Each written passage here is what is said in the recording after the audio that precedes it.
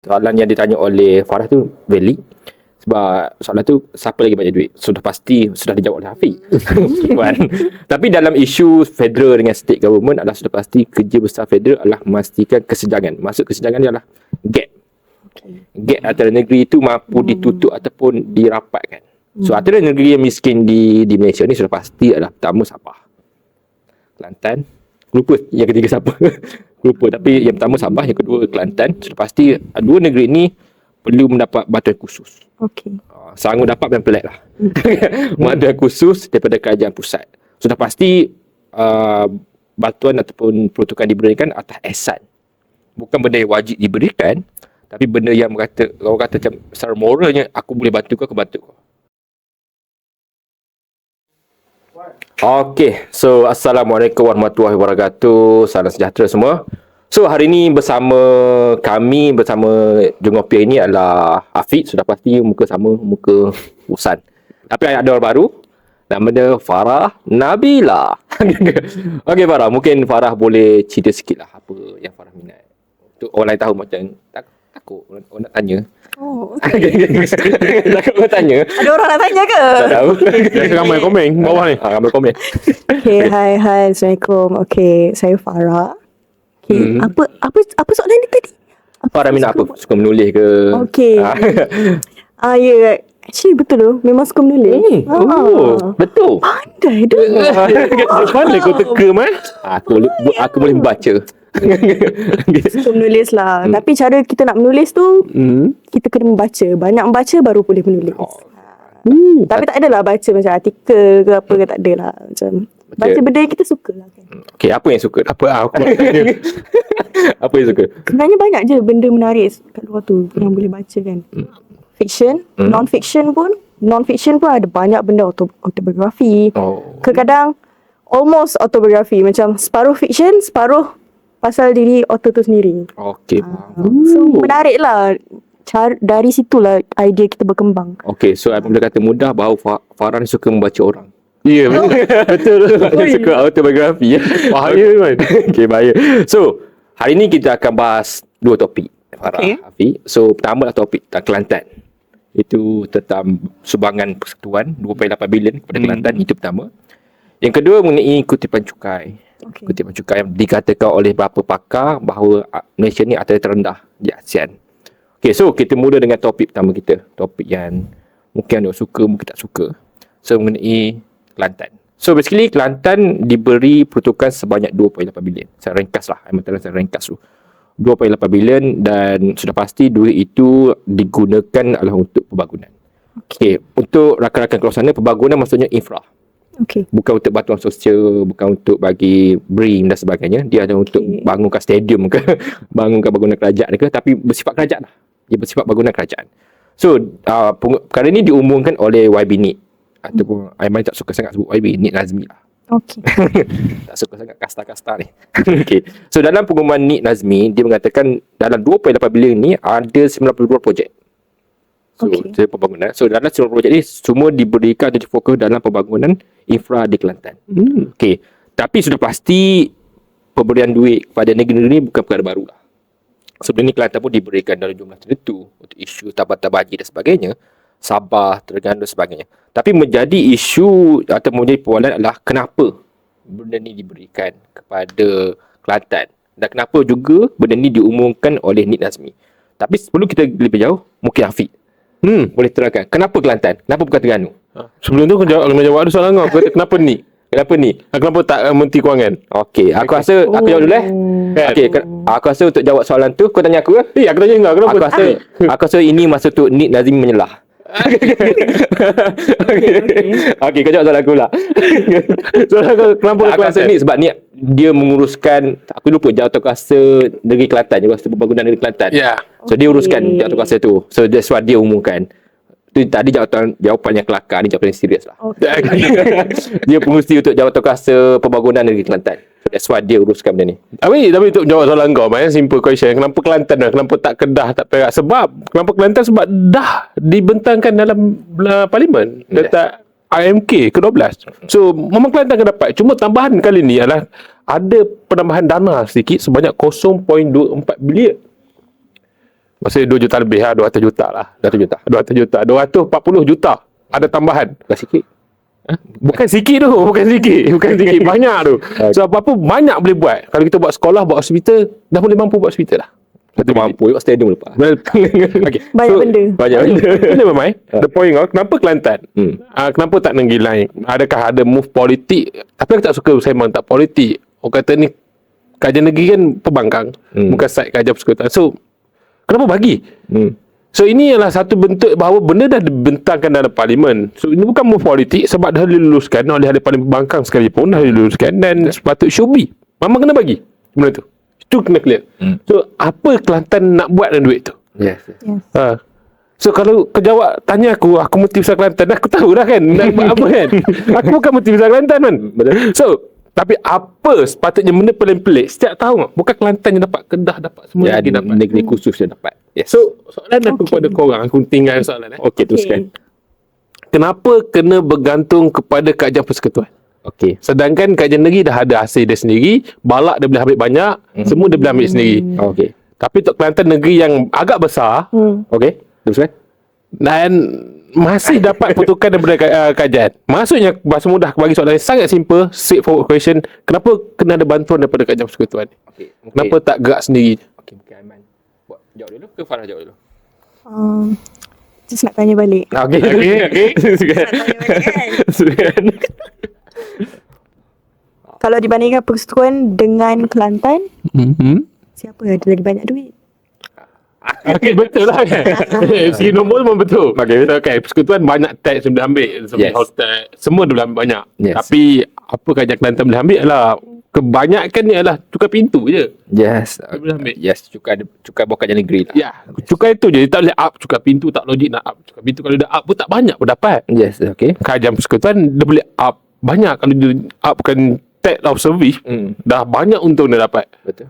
Bukan tu saja. Kalau melibatkan tanah-tanah hari, kajian punya persekutuan punya tanah, banyak lah. Tapi mungkin aku nak jawab soalan Afiq tadi kan. So soalan Afiq berbunyi begini. Mengapa Kena Kelantan bergantung. masih menerima bantuan daripada kerajaan pusat? So basically begini, dalam memudahkan. Soalan yang ditanya oleh Farah tu valid. Sebab soalan tu siapa lagi banyak duit? Sudah pasti sudah dijawab oleh Hafiz. Tapi dalam isu federal dengan state government adalah sudah pasti kerja besar federal adalah memastikan kesejangan. Maksud kesejangan dia adalah gap. Gap antara negeri itu mampu ditutup ataupun dirapatkan. So antara negeri yang miskin di Malaysia ni sudah pasti adalah pertama Sabah, Kelantan. Lupa yang ketiga siapa. Lupa, tapi yang pertama Sabah, yang kedua Kelantan. Sudah pasti dua negeri ini perlu mendapat bantuan khusus. Okey. Sanggup dapat yang pelik lah. Bantuan khusus daripada kerajaan pusat. Sudah pasti bantuan ataupun peruntukan diberikan atas ihsan. Bukan benda yang wajib diberikan, tapi benda yang orang kata macam secara moralnya, aku boleh bantu kau, aku bantu kau. So, Ihsan 2.81 bilion. ihsan dua pernah. Main bukan masih 100. Main bilion. So yes, tujuan aku rasa pada aku setakat dalam sudut ekonomi, so pasti dia untuk membantu kerajaan negeri, terutama negeri Kelantan lah, supaya pembangunan Kelantan tak tertinggal 50 tahun, 70 tahun ke belakang. Supaya at least dia boleh compete dengan negeri yang terdekat seperti Terengganu dan seperti mungkin Kedah dan mungkin juga Kedah, Kelantan, Terengganu. Okey. Atau negeri sekitar dia, dan juga boleh compete dengan negeri di Perlis dan sebagainya. Aku lihat benda ni bukan perlu dibuat, tapi ihsan kerajaan pusat untuk bantu kerajaan negeri. Farah? Soalan dia lagi, Soalan dia lagi. bergerak ke tidak? Bergerak. Sebab okey, dalam berapa tadi? 94 kan? 92 projek. 92 projek. Yes. Dalam 92 projek, mana yang baru, mana yang dah bermula, Yes. kan? Dan yang dah bermula tu, apa yang diorang tekankan dulu? Sekarang ni bila kita dengar Kelantan, first thing, air. Yes. Betul. Air, banjir. Air, banjir. Tu, the first two things. Tapi sekarang ni, apa yang diorang fokuskan dulu? Adakah diorang fokus dekat jalan? Adakah diorang fokus dekat pembangunan? Yes. Kenapa diorang tak fokus dekat wastewater treatment plant dulu? Yes. Kenapa diorang tak fokus? Sebab sekarang ni dekat Selangor kita dah sangat maju in terms of wastewater. Cara kita, sekarang ni pun banjir, kalau banjir kejap-kejap je. Yes. Kita akan banjir teruk tapi kejap je. Yes. Kenapa benda yang sama tak boleh diimplikasikan dekat Kelantan? Yes. So soalan Farah kepada Afiq. Tanya macam tu. Aku jadi Menteri Besar Kelantan lah. Tapi if aku dapat dana banyak daripada kerajaan persekutuan dan aku sebagai Menteri Besar Kelantan yang kena pakai kopiah sikit, ada style macam ni, dan kena pakai kopiah sikit, Kelantan agak Islamik. Tapi apa aku move buat adalah Mamang ada man dalam Belanjawan 2024 dia memang dah ada agri. Aku be fair, kerajaan negeri memang dah agri isu tangki air dan akan siap pada 2027. Okey. Tu ada dalam buku Belanjawan Kerajaan Negeri Kelantan. Sebelum kan tempoh masa Tapi untuk menjawab soalan Farah berkaitan dengan duit ni ke mana dan tu, ini masalah Ini masalah aku rasa. Orang apabila ni aku suka panggil dia ni apa YB Nik Nazmi atau YBM Nik Nazmi. Orang politik selalu umumkan duit berbilion-bilion kebagi. Betul. Tapi dia tak perincikan duit tu. Hati dia bagi genre tentang contoh 200 juta dibagi untuk belanja pembangunan negeri. Okey. Sangat genre. Dan definisi untuk belanja bangunan adalah satu investment tau. Kena faham. Belanja bangunan adalah macam kau cakap buat projek semua. Tapi sebenarnya dia diuruskan untuk buat apa-apa yang boleh menaikkan ekonomi negeri tu. Sangat genre. Apa benda dia naik ekonomi? Kalau dia buat pasar malam banyak secara besar-besar Kelantan, naik ekonomi juga kan? Okey. So definisi tak jelas. Selalu orang politik buat benda sama. Dia selalu suka umumkan dulu, buat tak lagi. Bukan boleh tambah. Aku boleh tambah. So, basically apa yang diumumkan oleh Nik Nazmi adalah 2.8 bilion ni adalah untuk 92 projek baru.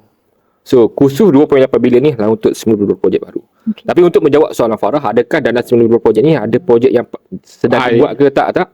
Dia tak masuk campur. Sebab 92 adalah satu projek baru. Pada tahun 2023, kita ada sebanyak 454 projek. Okay, dan berjumlah 2.57 bilion. So, 92 adalah untuk tahun ini. Tahun lepas adalah 454 projek. Diluluskan dengan kos sebanyak 2.57 bilion.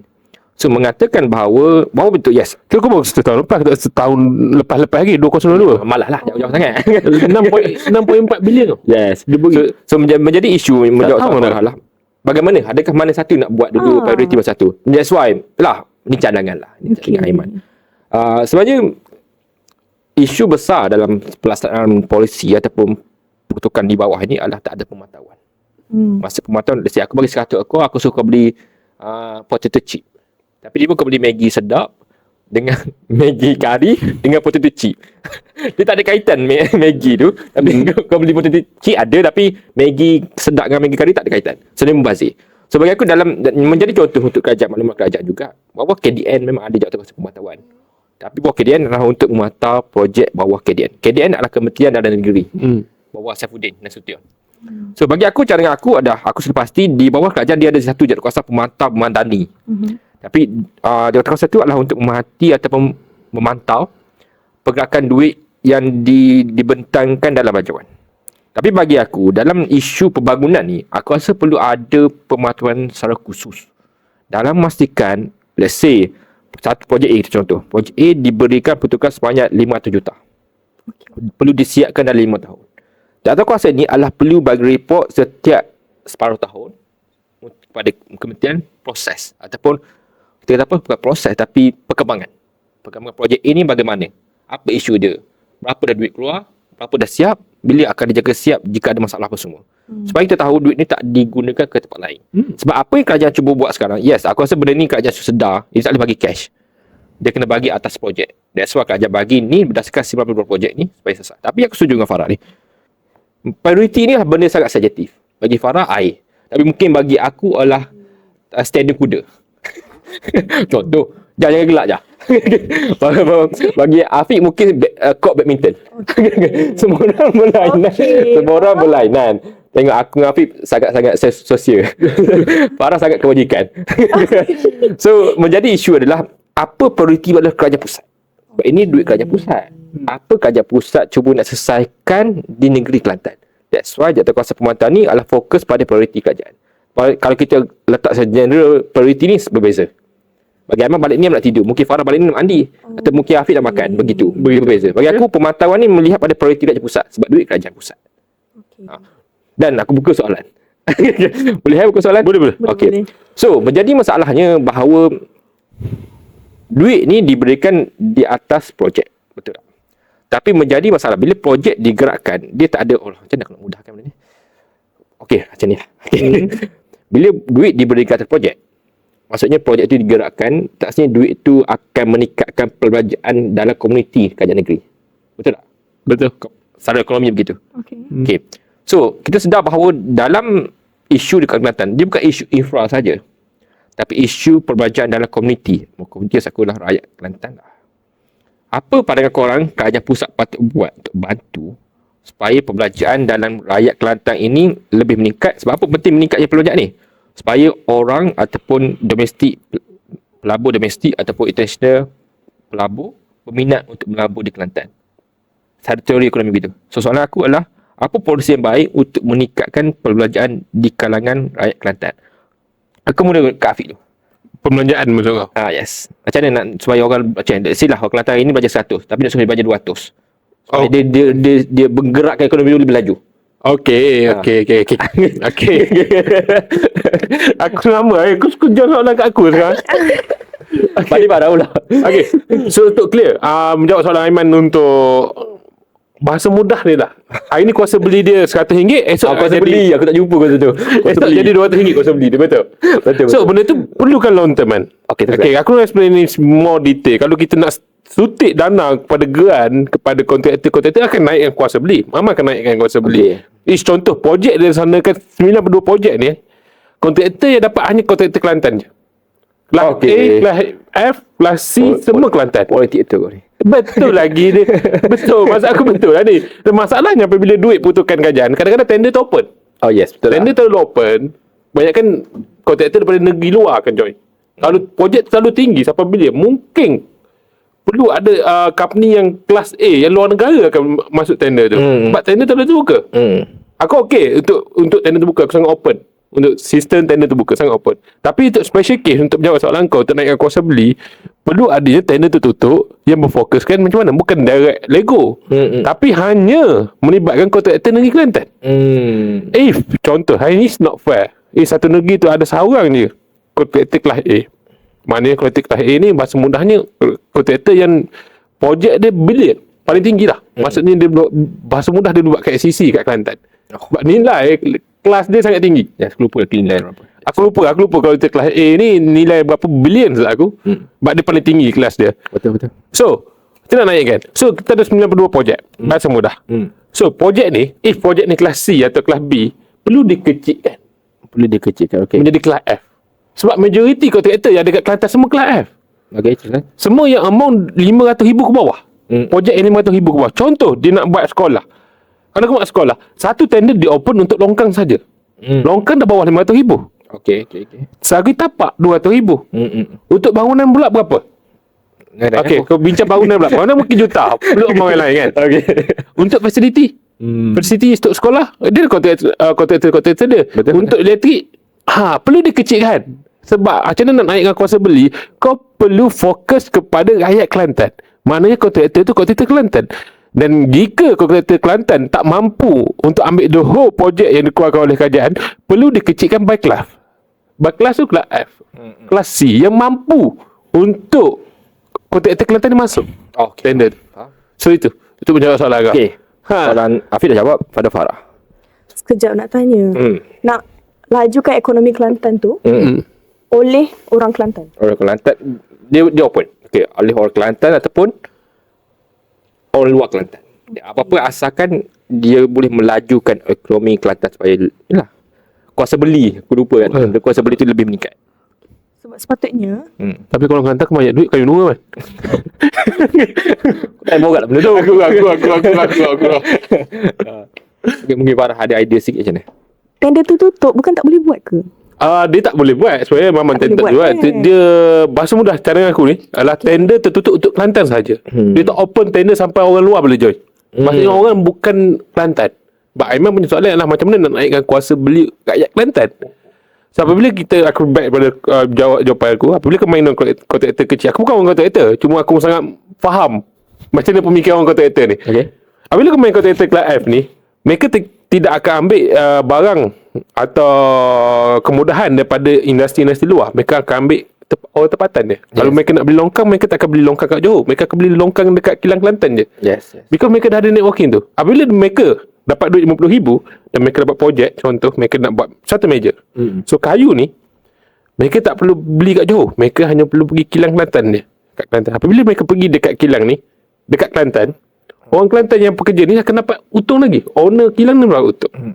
So benda tu akan jadi rolling dan akan main dalam kelompok negeri Kelantan je. Itu konsep orang kata support each other. Faham. Itu konsepnya.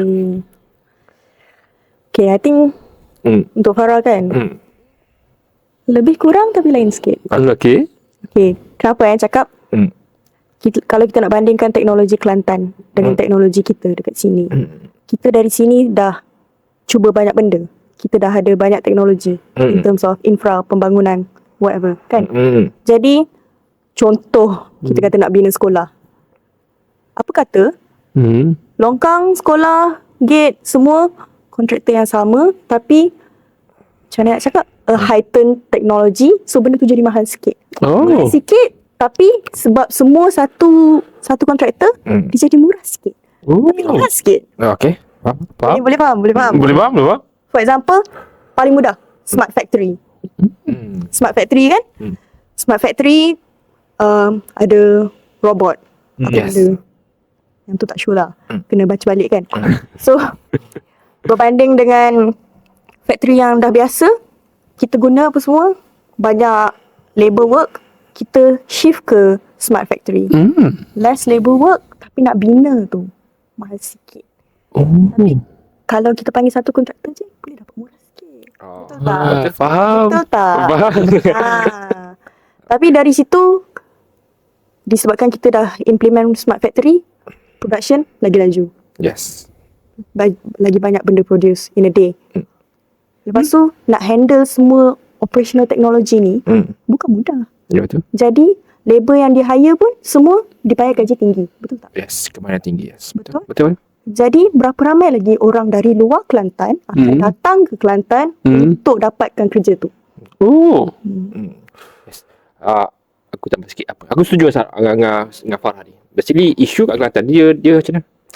Dia tak ada perkembangan teknologi lah. Dia static lah yang mudah dia. Dia macam mana? Orang sana semua guna tunai. Kita dah guna kad debit. Begitulah. Biasa. Kita dah guna touch and go. Aku guna BPay contoh.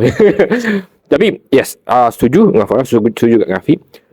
Tapi kita melihat benda ni bahawa apa yang korang dua cakap, Aiman atau aku melihat benda ni adalah bahawa pasaran ataupun sektor ataupun status ekonomi Kelantan ni perlu dinaik taraf dengan besarkan ekonomi tu. Maksud begini adalah besarkan kek dia lah. Yes, isu kat Kelantan lah. Kau tahu bahawa secara mudahnya orang Kelantan ni sebenarnya, Aiman satu tu. Okay. So kita tahu bahawa Kelantan ni memang dia survive bukan dengan kerja kerajaan, dengan berniaga. Yes. Tapi ada masalah dengan orang Kelantan lah. Perniagaan orang hanya fokus pada orang Kelantan saja. Menyebabkan limitasi pengguna atau pembelian. Let's say lah aku boleh jual 200, dia tak akan sampai 5,000 tahun depan. Dia akan at least ke 500, 200 ke 500. Tak akan berjauh. Maksudnya, kuasa beli mereka tak meningkat dengan besar. Itu majoriti lah. Ada yang orang Kelantan yang power. Ada rami ya. Tapi majoriti begitu. Sebab secara mudahnya, produk Kelantan ni, dia kekal di kalangan Kelantan. Macam Etok, Budu. Contoh lah. Kalau kau pergi Kelantan, dia ada satu APSC tau. Yeah. Dia hanya ada kat Kelantan je. Yes. Air botol kaca tu. Lupa nama. Water siam. So isu bagi aku cara dengan aku pada kerajaan pusat, selain daripada kita fokus pada pembangunan infra, kerajaan perlu memastikan bahawa pembesaran ekonomi di Kelantan itu dikuatkan dengan digitalization. Aku rasa contoh besar aku pernah bawa dengan Afiq dalam podcast ini adalah contohnya terdekatlah Khairul Amin. Khairul Amin menghasilkan produk dari Kelantan, tapi bukan dijual kat Kelantan saja. Dia keluar satu Malaysia. Satu Malaysia. Dijadikan satu Malaysia sebagai market dia, tapi production dia ada kat Kelantan. Ini perlu dijadikan contoh supaya bahawa ekonomi kat Kelantan ni bukan hanya limit pada orang Kelantan, tapi produk yang ada di Kelantan dibesarkan atau dipromosikan pada semua Malaysia menggunakan digitalization ataupun panggil bahasa mudahnya sosial media lah. So bagi aku itu cara aku lah. Supaya infra ni yes satu benda. Yes. Infra ni satu benda lah. Kekurangan infra ni memang betul lah. Bangunan tak banyak dan sebagainya. Itu satu segmen. Satu segmen lagi adalah pembesaran ekonomi. Supaya kuasa beli ataupun perbelanjaan dalam ekonomi itu lebih rancak, akhirnya lebih menghasilkan produktiviti, akhirnya menghasilkan perkembangan, bukan perkembangan, growth apa sebenarnya? Membangun lah. pembangunan. Lebih kurang aku. Growth lah. Sebab growth dalam ekonomi tu lagi besar untuk Kelantan. Yes. Tapi man, aku nak setuju. Kita setuju soal ekonomi orang Kelantan. Okay. Kita harapkan kerajaan bantu. Aku suka letak mindset rakyat Malaysia ni tidak perlu bergantung pada kerajaan. You need to survive. Tapi pentingnya kerajaan dalam game play ni sebab kita Malaysia sangat demokrasi lah. Kita bukan anarki atau sistem tak ada kerajaan. Baik pada soalan aku kerajaan negeri selalu dapat duit daripada kerajaan persekutuan. Yes. Okay. Kau tahu tak, hasil kerajaan negeri adalah sebanyak 967 juta je. Yes. Berbanding dengan perbelanjaan dia. Ni Kelantan. Ni Kelantan 1.6 bilion. Yes. Defisit. Totally defisit tu. Yes. Perbelanjaan dia. Perbelanjaan mengurus dia dah 1.15. Mengurus macam bayar gaji pekerja, bayar cost maintenance semua. Yang menyebabkan fixed cost yang mereka kena bayar. Itu semua. Dah lebih daripada hasil dia. Yes. Gaji yang dia kena bayar kekangan kerajaan negeri Kelantan berbanding dengan hasil dia dah over dah. Yes. Hasil tak mampu tampung dah. So, kerajaan ada isu Ada isu dulu dekat Kelantan, ada isu kat Gomusan adalah kerajaan negeri konsisten ambil balak. Orang asli tak nak benarkan kerajaan negeri ambil. Tapi kalau dia tak ambil, nak ambil hasil mana lagi man? Yes. Okay. So, adakah kerajaan negeri patut diberi kebebasan dari segi teks? Dia hanya bukan cukai pintu je, dia boleh ada satu macam kerajaan persekutuan. Walaupun dia lari dengan perlembagaan, aku saja macam open. Okay. Kita open. Mungkin aku jawab lah. So bagi aku macam ni. Aku tadi jawab tentang ekonomi. Ni aku jawab dari sudut politik. Kita sedar lah, mungkin orang Kelantan tak setuju dengan aku. Aku open untuk kritikan lah. Aku rasa sudah masanya untuk Kelantan membawa atau membentuk pimpinan baru. Atau kepimpinan baru lain. Man, tak berkait sama ke? Okay. Kalau kepimpinan baru ambil alih pun, kalau sistem is like that, masalahnya sistem. Yes. Okay. Terlalu lama dah. Macam tu. So bagi aku, sebab apa aku sebut kepimpinan baru? Macam betul Afiq kata. Farah sebut lama, sistem dah masalah. Satunya orang yang boleh ubah ke sistem tu adalah kepimpinan. Yang ubahkan sistem dalam kerajaan ni, of course, kerajaan negeri lah. Okay. Pimpinan kerajaan negeri, Menteri Besar, Esko dan sedap. Benda lah. Orang sebut nama semua orang. So bagi aku, tapi sudah pasti, ni aku cakap politik ke ekonomi. Okay. Tapi sudah pasti, di saat kita nak mengubah, alternatif perlu ada. Siapa alternatif sekarang untuk menggantikan kepimpinan Kelantan? Sebab aku rasa orang Kelantan sedar bahawa isu Kelantan ni bukan isu yang baru. Isu air, ekonomi dan sebagainya. Dan isu dadah dan sebagainya kat situ semua. Tapi tak ada alternatif. Bila tak ada alternatif, kenapa aku nak pilih yang tak ada? Tak ada orang boleh buat. Macam akhirnya aku macam, yang baru ni pun boleh buat sama je apa yang dah ada ni. Buat apa aku boleh aku share dengan dia. So itu masalah besarnya. Ini betul aku cakap, inilah sudut politik. Sudut ekonomi aku sembang tax reduction. Boleh cakap bagi sumbangan setiap bulan. Boleh sembang benda tu. Tapi kepimpinan itu sama. Bagi aku sudah pasti, if kepimpinan Kelantan sudah ada tak setuju aku sangat open dia kritikan dah. Tapi aku melihat benda tu tak berubah. Sebab aku lihat pada kepimpinan. Aku boleh cakap tentang ekonomi. Buat economy zone. Buat jalan raya daripada Kota Baru, tembus Pahang sampai Klang Valley. Aku boleh bagi idea tu. Tapi kepimpinan tu, adakah dia ada political wing untuk buat perubahan? Okay. Tapi boleh tak kalau Farah cakap, instead of working against it, you work with it. Okay. Faham tak? For example, macam kita dah kawan lama kan. Yes. Afiq ni tahu siapa-siapa kan. So Afiq ni pemimpin baru kan. So Afiq tiba-tiba masuk dia nak tukar semua benda kat dalam. Yes. Apa kata kalau contoh Farah pemimpin kan. Afiq datang dekat Farah. Farah, apa kata pelan-pelan kita cuba buat macam ni. Mungkin dia tak setuju. Yes. Dia ada cara dia. Dia ikut cara dia. Yes. Tapi pelan-pelan lah. Sekarang Farah dengan Afiq dah kawan kan. Yes. So dalam 10 tahun akan datang akan improve ke tak rasa-rasanya? Yes, untuk menjawab soalan Farah. Okay. Satu contoh kepimpinan yang aku setuju. Tapi di bawah payung yang sama. Okay. Kelantan sekarang ni lah payung sama. Okay. Parti sama. Tapi dua kepimpinan berbeza. Dr. Sam aku lihat sebagai seorang yang sangat profesional. Apa yang Farah kata tu Dr. Sam buat. Bila jumpa persekutuan, kerana ada masalah ni, boleh tolong saya. Kau orang nak ambil kredit tak apa. Kami nak selesai masalah ni. Itu berlaku kat Terengganu. Tak ada orang menafikan. Aku memang satakan kau kutuk macam mana Dr. Sam dapat semua kursi. Dia memang sangat profesional buat kerja dia. Itu je cakap. If ada, dia bukan parti, dia kepimpinan negeri. Aku tak cakap tentang parti sekarang ni, aku cakap tentang kepimpinan negeri. Dr. Sam dah contoh bahawa walaupun parti sama Kelantan, tapi cara berfikiran dia beza. Dia buat apa yang Farah kata, berkawan dengan bila bersuara datang, ni kami ada masalah ni. Tapi itu tak berlaku di Kelantan. Itu tak berlaku. Itu yang jadi masalah. That's why aku sangat berani sebut untuk ubah kepimpinan. Tapi sudah pasti alternatif pula dia. Yang kata nak ubah Kelantan. Tapi aku malah sebut parti A ni Kelantan sekarang lah. Parti B ni bina alternatif. Siapa calon MB korang? Calon MB ni boleh buat apa? Boleh buat macam Dr. Sam tak? Begitu kisah dia.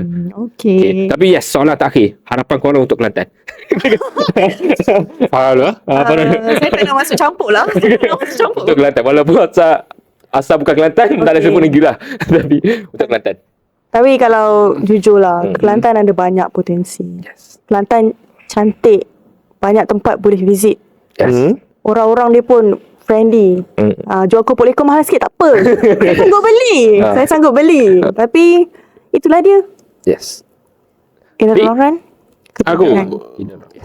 Aku Kelantan, harapan aku dengan Kelantan satu lah. Kerajaan persekutuan kena main peranan. Kali ni okay, aku nak kata kerajaan negeri tak buat kerja tak boleh juga Man. Tak ada lah. Dia tak boleh nak kata macam tu. betul, Sebab betul. nak bandingkan, aku suka guna ayat Sanusi nak bandingkan dengan Aceh. Selangor banyak Aceh. Selangor banyak Aceh. Dia memang banyak. So ada pergaduhan kata mungkin Kelantan tak cuba cari pelabur atau apa. Mereka cuba. Nipulah mereka tak cuba. Mesti mereka cuba. Takkan mereka ambil gaji free je kan. Mesti mereka cuba. Tapi dia tak mendatangkan hasil dengan Selangor. Sebab Selangor sekali dia cuba pun pelabur nak. Sebab apa? Dia tempat demografi dah cantik berbanding dengan Kelantan. Tapi untuk kita solve problem tu, kita ambil contoh macam mana kita ambil main peranan sebagai orang yang tak ada kaitan dengan kerajaan langsung. Dan dia fikir bahawa walaupun aku famous, aku nak buka kilang kat Kelantan. Aku nak bangun orang Kelantan sebab aku asal Kelantan.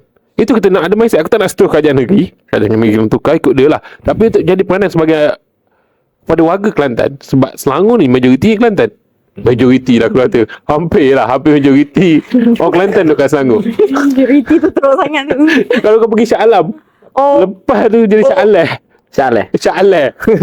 Kau panggil Shah Alam lah. Tapi Shah Alam lah. So aku harap sangat mana kerajaan negeri Selangor, negeri Selangor pula, kerajaan negeri Kelantan atau warga orang Kelantan yang duduk luar daripada Kelantan, cuba if you dah duduk kelompok ekonomi yang bagus atau kluster ekonomi yang bagus, cuba untuk balik ke Kelantan. Aku suka yang Sarawak buat. Menteri Besar Sarawak, Bukan Menteri Besar, dia Esko. Dan dicadangkan bahawa dia nak anak Sarawak tu balik ke Sarawak. Bangun balik Sarawak. Lepas tu orang Sarawak kata, mana ada peluang kerjaan? Ya, kau kena bina. Kau tak boleh harap kerajaan selalu bina. Apabila kau dah stable, ekonomi yang bagus, kau dah fikir balik ke Kelantan. Kau cuba membangun Kelantan. Itu nasihat aku lah. Aku tak nak setuju kerajaan negeri. Aku nak setuju kepada warga Kelantan atau rakyat Kelantan saja. Yes, okay. Terima kasih kepada Farah, Rafiq. Kita habis segmen pertama kita yang mengambil masa 30 minit. Okay. Sangat lama. Lantai 30 minit je. So, kita pergi pada segmen kedua kita mengenai kutipan cukai. So, aku terang secara ringkas dulu. Secara ringkas untuk makluman kepada pendengar kita kat luar sana. So, basically, hari ni rekod semalam, ada satu artikel dikeluarkan oleh pelbagai media lah. Yang dikeluarkan oleh, ulasan ni adalah daripada seorang pakar ekonomi. Dia mengatakan bahawa kutipan cukai di Malaysia ni antara yang terendah, antara yang terendah di ASEAN.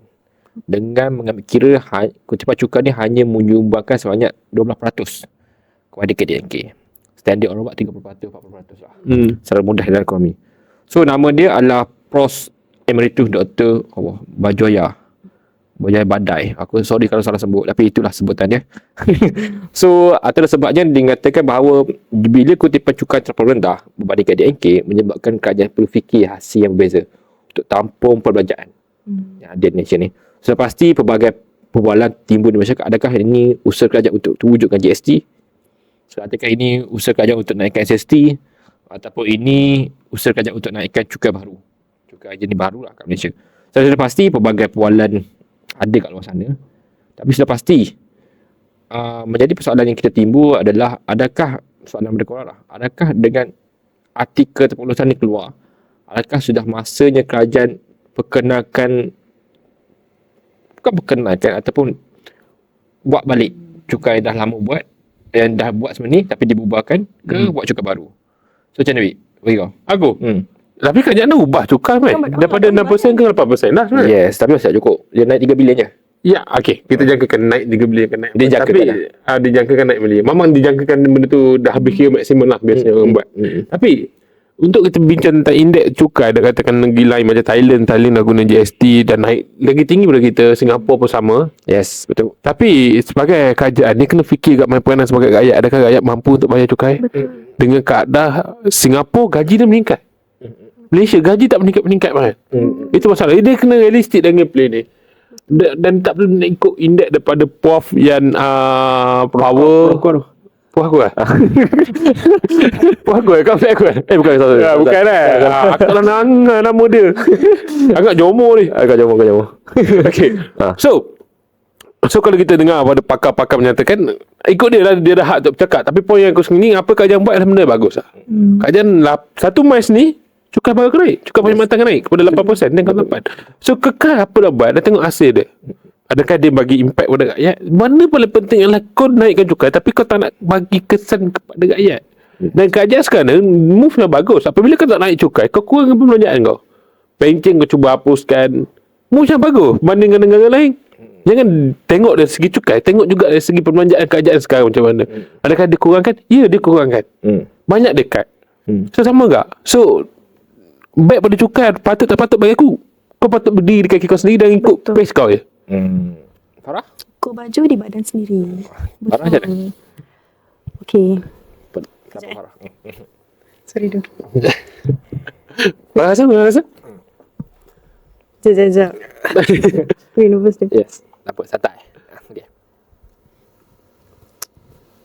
Sebab dah cakap. Okay, sorry lah. Okay.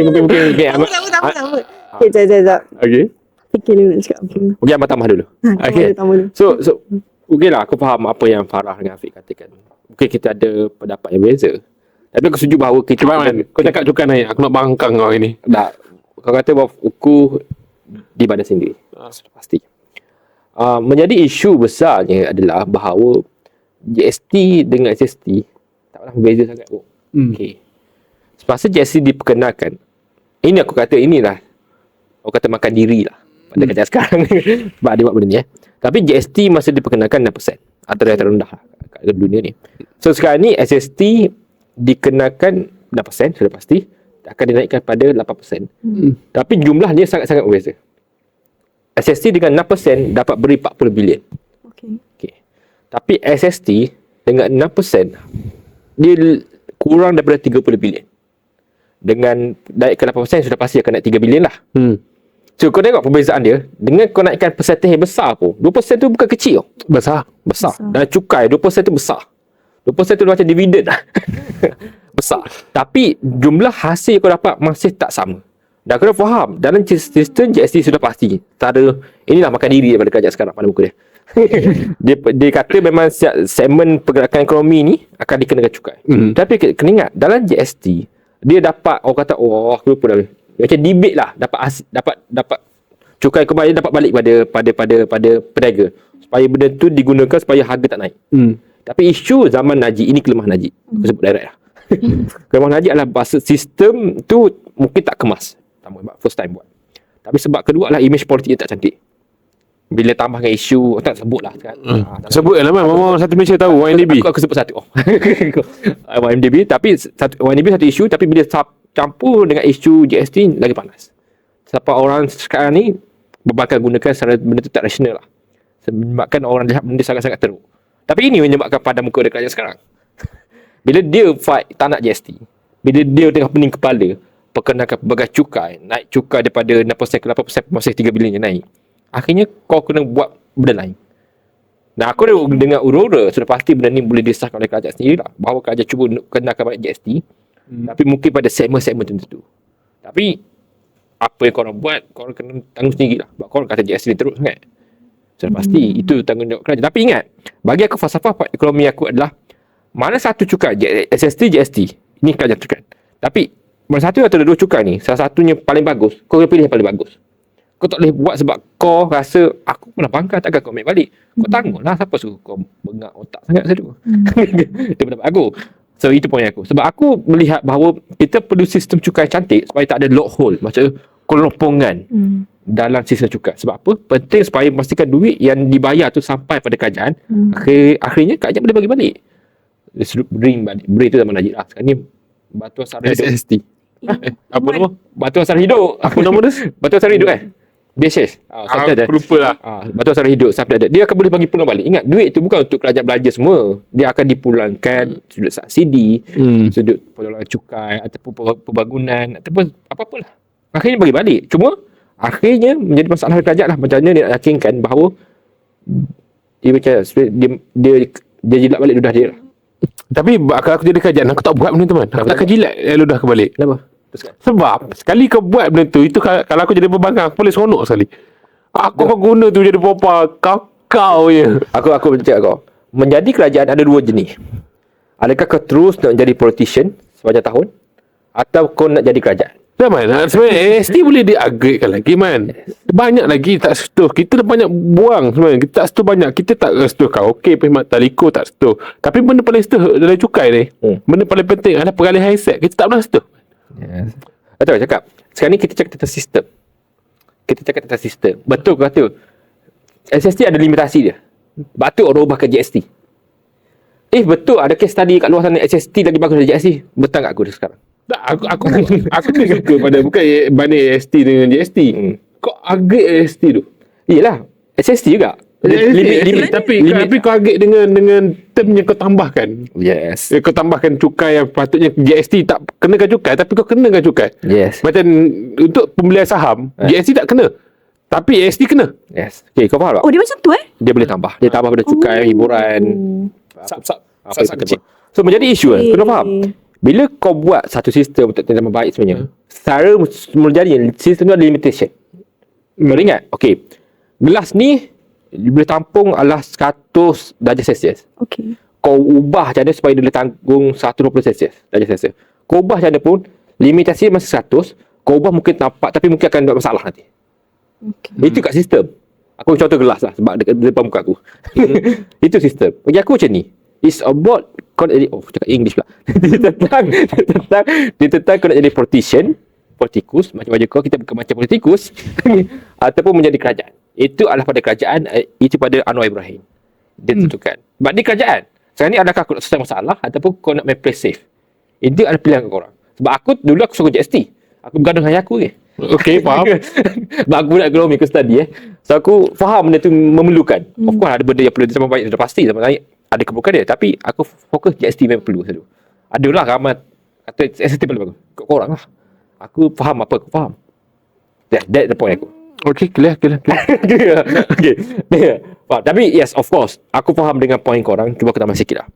Aku faham dengan point korang bahawa apa pun kerajaan buat, pastikan benda tu selesaikan masalah. Betul tak? Betul. Macam Farah kata. Tak mesti aku suka buat GST, kau jangan kena buat GST. Tak boleh ikut aku. Aku tahu aku betul, tapi tak mesti korang yakin aku betul. So, apa yang korang buat adalah korang kukur di badan sendiri lah. Kalau korang rasa data, of course kalau dia ada limitation data, korang ada lagi banyak data sebagai kerajaan, satu yang boleh selesaikan masalah. Sekarang ni kita nak selesaikan masalah. If SST macam Afiq kata ubah supaya boleh selesaikan masalah, buat lah. Naik 10% lah.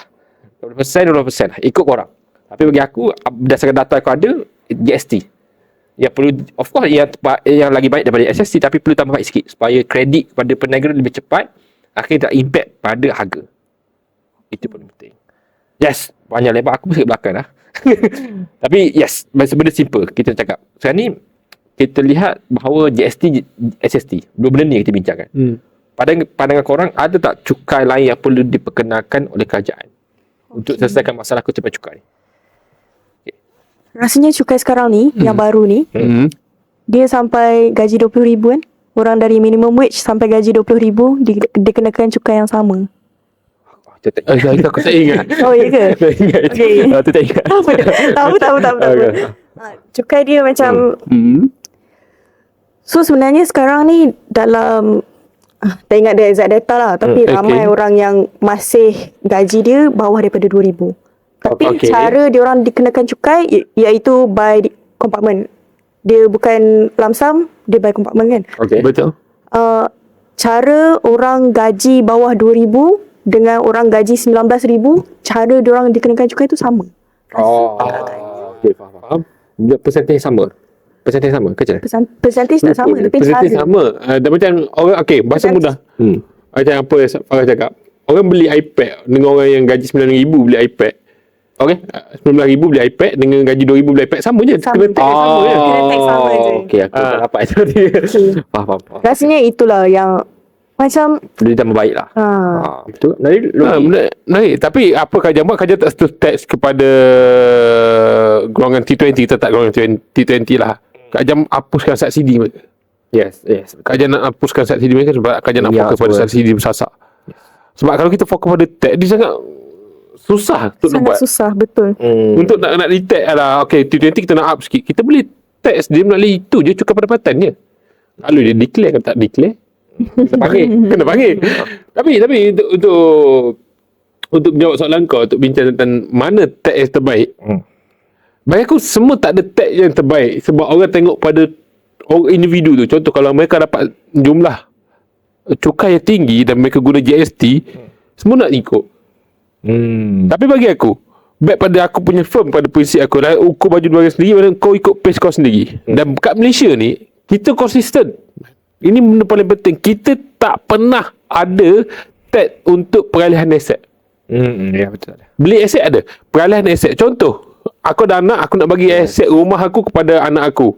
Tak kena tax tu, walaupun rumah aku harga 2 juta. Yes. Tak kena tax. Kajian tak kena tax langsung untuk peralihan nama macam tu. Betul.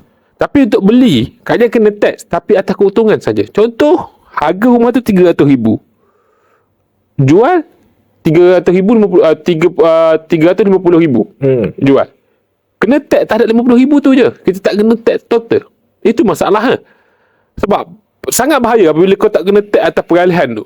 Peralihan aset tu, apabila kau tak kena tax, bahaya pertama adalah kau akan wujudkan lebih banyak dinasti dinosaur yang akan conquer. Maksudnya aku kata keluarga-keluarga besar lah. Macam kat Indo ada masalah keluarga-keluarga besar ni. Yes. Indo ada 5 naga. 9. 9 naga. Malaysia pun ada tak? Malaysia pun ada kan. Tapi Indo sangat famous dengan 9 naga tu. Dia yang conquer ekonomi everything dan peralihan tanah, aset semua dia conquer. Itu tak nak. Apabila dia berlaku peralihan aset yang kita tak kena tax. Tapi back pada soalan aku, adakah rasional untuk kerajaan kenakan tax terhadap peralihan aset? Benda ni dah dibincang oleh Dr. Khalid apa nama dia? Dr. Muhammad Khalid. Dr. Muhammad Khalid. Ada bincang dalam buku dia nyatakan bahawa Malaysia ada masalah satu. Peralihan aset ni tak ada tax. Should be kena ada. Dia menekankan benda tu. Should be ada. Dulu di dalam buku tu tekankan bahawa saham, kita pembelian saham, kita buat pembelian saham, kita tak kena tax. Tapi sekarang dah ada. Sekarang dah ada. Tapi masalahnya apabila peralihan aset tak kena tax, orang kaya ni kekal. Akan terus kaya dan kaya. Tapi orang miskin ni akan kena tax lain lah. Yes, faham. Itu masalahnya. Tapi baik pada soalan aku, adakah kau orang bersetuju untuk Malaysia kenakan tax terhadap peralihan aset? Terhadap anak dia? Yes. Kau setuju ke? Soalan aku macam ni. Kau nak ingat, fungsi tax adalah untuk pasti bagi hasil. Basically, secara falsafah ekonomi, cukai ni adalah untuk bagi hasil kepada kerajaan lah. Sebab tu nama kutipan cukai. Tapi benda paling besar adalah cukai ni adalah untuk menutupi gap antara T20, orang kaya, separuh kaya, orang miskin. Dia tutup gap. Bagaimana tutup gap dengan ambil duit orang kaya paling banyak, sebab yang paling banyak sikit, kurang sikit orang tengah, atau paling sikit adalah orang miskin. Dan akhirnya diberikan kepada orang yang lebih memerlukan, iaitu B60, B60. Itu campuran M40 dengan B40 lah. So bagi aku, if pada aset itu dikenakan kepada orang kaya, sudah pasti aku setuju. Sebab aku ingat, orang kaya lebih banyak kau beli, mengambil 2,000 daripada orang tak sama kesannya mengambil 2,000 daripada orang miskin. So itu besar. Bagi aku penting untuk pastikan cukai itu mesti bersifat untuk merapatkan gap antara segmen-segmen ekonomi kat Malaysia. If dia bersifat situ, fokus dia begitu, tujuan dia begitu, aku setuju lah. Itu je aku. Yes. Farah? Betul. Kejap, peralihan aset ni Maksudnya Aiman ada kereta Bukan. rumah Rumah atau tanah. rumah. So Afiq dan Aiman. So sekarang rumah tu atas nama Aiman. Lepas tu rumah tu nak pergi Afiq, kena ada cukai. Dia kenakan. Sekarang tak ada. Sekarang tak ada. Sekarang tak ada. Sebab tu apabila contoh keluarga besar tu, dia banyak duit, dia banyak aset. Dia akan beli aset lagi, beli lagi. So dia akan bagi ke anak dia satu, anak dia satu. Untuk orang biasa, dia tak mampu, dia kena beli sendiri. Yes. Dan dia nak beli rumah sekarang dengan gaji 4,000 pun tak mampu. Betul. Nak beli rumah harga 30. Tapi untuk orang kaya, dia boleh beli. Dia bagi ke anak dia. Yes. Itu. So, apabila dia bagi anak dia, tak ada charge langsung kat situ. Yes. Tak ada charge. Tapi untuk kita, ada pula. Ada. So rasanya bila kita nak buat benda tu, tak susah ke? Kenapa? Okay. Let's say, you ada 5 anak. You kaya gila, you ada 5 anak. 5-5 tu rasanya 5-5 tu akan kaya betul-betul ke? Kita tak tahu jalan hidup orang macam mana. Kita tak tahu harta itu akan dibahagikan macam mana. Dan kita tak tahu mana yang akan lebih ke depan lah. Yes. Mana yang okay, aku nak kaya sampai mati. Yes. Ataupun okay, tak nak. Aku tak nak hidup macam ni. Yes. Dari situ kita susah nak track. Bila susah nak track, macam mana kita nak? Yes. Okay. Benda yang selalu digunakan dalam aset adalah jumlah. Ya, betul. Jumlah. Maksudnya contoh 2 juta ke atas akan kena tag. 2 juta ke bawah tak kena. Ni contoh lah. Ni contoh bukan yang benar. Kalau copy paste ini jadikan polisi pisang tak. Dan katakan bahawa 2 juta ke atas baru dikenakan. Aset yang bernilai 2 juta ke atas. Maksudnya benda tu tak apa besar jumlah dia. Kalau 2 juta ke bawah, sudah pasti tak kena. Begitu contohnya. Dia ada ukuran mengikut jumlah. So akhirnya orang boleh kena pasti bahawa ni orang ni bagi sekadar bagi je. Ni macam rumah 200,000. So tak kena tax. Tapi rumah yang gabungan sampai 2 juta, sudah pasti akan kena tax. Begitulah kisahnya. Itu method dia lah. Method dia. Boleh Dia selalu ikut nilai lah. Yes. Tapi bab pengalihan aset ni memang orang kaya. Yes. Diorang akan selalu cari jalan. Memang. Diorang pakar akan pusing. selalu cari jalan. Betul. So yes, kita nak habis pada segmen kita. Harapan korang kepada Malaysia. Berat tu. Harapan korang sebagai orang muda yang berjiwa kebangsaan. Kita pelik punya dia, tapi okey kok. Berjiwa patriotik pada negara. Apa harapan Farah, Afiq kepada Malaysia? Mungkin kita start dengan Farah dulu. Okay. Rasanya Malaysia penuh dengan bakat-bakat muda. Tapi apa yang kita nampak sekarang, semua keluar daripada Malaysia. Sebab bakat-bakat ni tak dihargai. Jadi apa yang Farah nak untuk Malaysia kan, untuk kepimpinan kita, ambil ke depan lagi dan macam mana? Take notice of these young people. Yes. Dari situlah kita boleh ke depan lagi dan ke depan lagi. Yes. Dan in the long run, mungkin gitu boleh je jadi macam negara maju yang lain kan. Macam Singapura. Tak nak. Aku suka sebelah Singapura tengok ke pantai. Gaby, kau? Aku? Tak ada man. Aku tak ada harapan sangat. Aku nak pindah. Janganlah baru je cakap tak payah pindah tu. Oh lah. Terus sekali. Okay. Aku gurau. Aku pun nak pindah ke Singapura. Tak boleh. Singapura tak nak Tak boleh. Tak ada aku. Dia tak nak okay. Muka terlalu melih. Aduh. Aku nak jadi rakyat Singapura atau aku nak jadi CEO TikTok tak mampu lah. Sini TikTok boleh. Boleh. Okay, apa aku simple. Aku sangat suka dengan Malaysia sekarang sebab kita sangat multiracial dan berbilang kaum, dan tapi kita bergaduh disebabkan oleh orang politik yang selalu tunggang isu perkauman untuk menangkan mereka. So jadi anak muda yang bagus tidak perlu berpegang pada sifat kembasaan sangat, maksudnya fokus kepada bangsa sendiri. Kebangsaan bangsa. Bahasa mudah. Aku saja nak guna term baru. Nak buat filosofer sendiri. Kebangsaan. Sebab bahasa aku lain ni. Maksudnya semudah aku adalah tak perlu fokus pada bangsa anda sendiri. Everything anda nak lepak semua dengan Melayu, semua dengan Cina, semua dengan India. Tak bosan ke? Kan? Bagi aku Malaysia kena move. Dan aku nampak sendiri Malaysia dah move. Dah move sangat bagus. Apabila raih Cina kita sambut, kita raih kan. Dari dulu kita raih kan. Selalu dapat ampau. Ampau. Ampau banyak. Tapi tak apa. Never mind. Benda pada betul ialah Malaysia dah gerak ke move baik. Tapi orang politik selalu guna tiket perkauman untuk pecahkan tu. So jadi anak muda yang bagus, nilai sebaik mungkin. Dan jangan mudah termakan dengan propaganda politik ni. Sebab korang dah ada social media, korang boleh double check. Dulu tak apalah, ada surat khabar je. Nak double check macam mana kan. Terus sekarang korang dah boleh double check. So everything issue yang di up oleh orang politik, double check lah. Tak perlu terus makan. Nak isu yang baru latest ni, isu undang-undang syariah. Yes. Ni link. So double check lah korang nak bijak kan. Korang nilai sendiri. Kalau korang rasa betul benda tu tak sepatutnya, so up to korang lah kan. Yes. Tapi kalau korang rasa benda tu rasional, perlu dibuat sebab ada pertindihan undang-undang ada Persekutuan Negeri. So, you decide. Yes. Itu yang penting. Setuju. So untuk episod 36 itu saja. Terima kasih ada Farah, terima kasih ada Afiq yang sudah jadi host. So itu saja dari kami. Dan seperti biasa lah, kami ada sosial media, tapi yang paling kami suka adalah YouTube. Dan pasti boleh follow sosial media lain, tapi tolong subscribe kami punya YouTube. dan tengoklah kami punya video dan sebagainya. Tapi sudah pasti Jangan skip iklan. Jangan skip iklan. Iklan tu bagi duit kat kami. Tapi sudah pasti kepada rakan-rakan sana, jika ada soalan, jika ada benda yang tak setuju, sudah pasti kami sangat open kepada kritikan atau pandangan yang berbeza. Boleh nyatakan di ruang komen. Setiap minggu kami akan komen kat YouTube, TikTok. Memang ada yang tak setuju, biasa kat tu. Ataupun mungkin ada kerjasama yang ingin dilakukan di masa depan, boleh email kami. Kalau tak ada email lah, skema sangat nak baca boomer, boleh DM IG kami. Boleh DM IG kami supaya kami boleh reply nanti, supaya kami tahu ada cadangan kerjasama di masa depan. So itu sahaja dari kami. So sekian, terima kasih. Terima kasih.